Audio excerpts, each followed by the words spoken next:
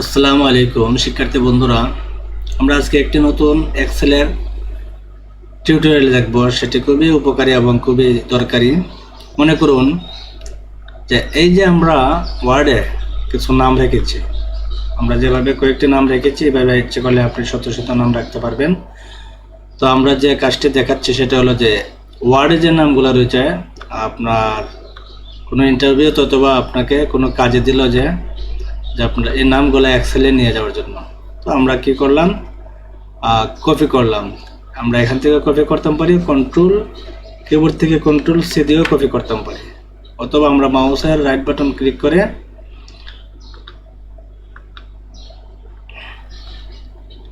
এখান থেকে আমরা কপি করতে পারি। তো আমরা কপি করে নিলাম, তারপর আমরা এক্সেলে চলে যাব। এই যে মনে করুন আমরা এক্সেলে চলে আসলাম, আসার পরে এই কলামে আমরা মাউস পয়েন্ট রাখলাম, রাখার পরে কন্ট্রোল ভিতে দিলাম, কিবোর্ড থেকে কন্ট্রোল ভিতে চাপ দেওয়ার পরে দেখুন বন্ধুরা ওয়ার্ডের যে নামগুলো রয়েছে সেগুলো এক্সেলে চলে এসেছে। তো চলে আসার পরে এখানে যে সমস্যাটা হলো যে আমরা চেয়েছিলাম যে প্রত্যেকটি রোতে বা প্রত্যেকটি কলামে বা প্রত্যেকটি সেলে নামগুলো থাকবে।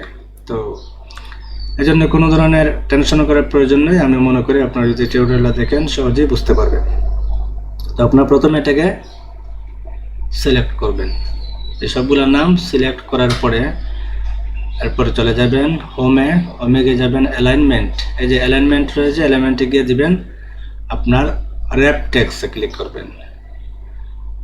র্যাপ টেক্সটে ক্লিক করার পরে দেখেন এক একটা কলামে বা এক একটা সেলে কয়েকটি নাম চলে এসেছে। তো আপনারা আবার যে কাজটি করবেন, এগুলোকে প্রত্যেক নামগুলোকে সিলেক্ট করবেন।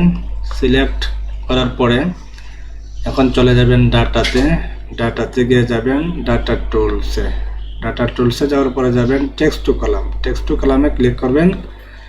টেক্সট টু কলামে ক্লিক করার পরে দেখেন এখানে একটি অপশন এসেছে ডিলিমিটেড ফিক্সড ওয়েট। তো প্রথমে হয়তো আপনাদের এখানে থাকবে, আপনারা ডিলিমিট করে দিবেন, এরপরে দিবেন নেক্সটে যাওয়ার পরে আপনাদের ট্যাব বা সেমি আইকলন বা স্পেস এগুলো থাকতে পারে। তো আপনারা সবগুলো তুলে দিবেন, দিয়ে শুধু কমাতে রাখবেন। যেহেতু আমরা যে নামগুলো রেখেছি দেখুন নামের প্রত্যেকটি পরে কি রয়েছে কমা, তো আমরা কমা দিয়ে দেব।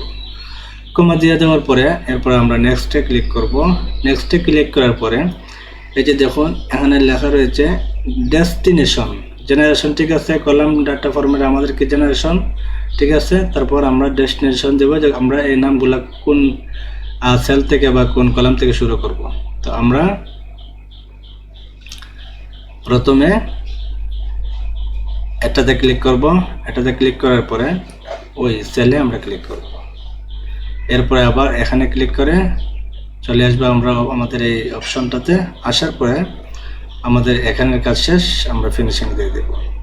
দেখুন বন্ধুরা সুন্দর করে আমরা যে নামগুলো লিখেছিলাম প্রত্যেকটা নাম সেলে চলে এসেছে। তো এরকম ভাবে যদি আপনারা কাজ করেন, যে কোনো কাজ আপনাদের জন্য সুন্দর হবে এবং সুবিধা হবে, এবং যে কোনো নাম সেলে আপনারা নিয়ে আসতে পারবেন। তো আশা করি ভিডিওটি ভালো লাগবে। যদি ভালো লাগে অবশ্যই লাইক কমেন্ট শেয়ার করবেন, আর পরবর্তী এরকম সুন্দর সুন্দর উপকৃত টিউটোরিয়াল পেতে আমাদের চ্যানেলটি সাবস্ক্রাইব করবেন। তো এ পর্যন্ত ভালো থাকুন, সুস্থ থাকুন, আল্লাহ হাফেজ।